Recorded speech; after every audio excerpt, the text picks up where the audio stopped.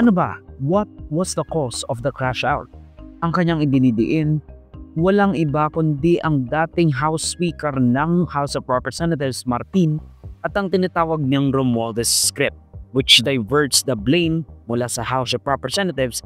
Isang tao lamang, Ginoong Pangulo, ang nasa likod ng script at sarswelang ito.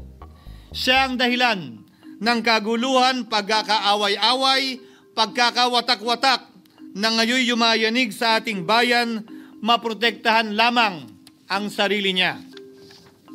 Ang pangalan niya ay matagal nang bulong-bulungan sa bawat sulok ng bansa, pero ngayon, unti-unti nang sinisigaw ng taong bayan.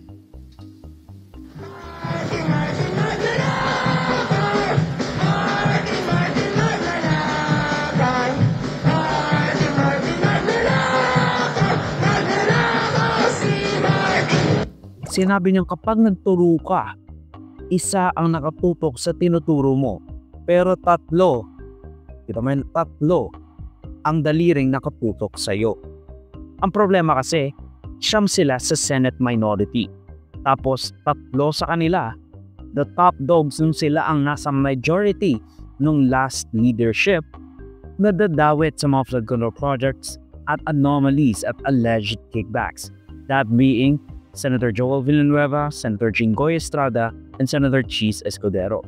Subalit, Ginoong Pangulo, tulad ng sinabi ko sa simula ng aking talumpati, kapag ka nagturo ka ng daliri kanino man, may tatlong daliring nakaturo pabalik palagi sa iyo. Anong nangyari? Hindi ba't biglang may lumabas na ulat ng PCIJ na ang dami naman palang opisyal, hindi lang senador, mas mataas pa ang tumanggap din ng ganong uri ng kontribusyon noong 2022 elections? Ang tanong ko ay simple. Kung legal at walang mali sa ginawa nila, edi dapat legal din at tama ang ginawa ko. Pero bakit ako lang ang iniimbestigahan tungkol dito? Higit pa doon, Ginoong Pangulo, hindi ba tayon kay Mayor Magalong merong 67 na miyembro ng Kamara na kontraktor? Ito po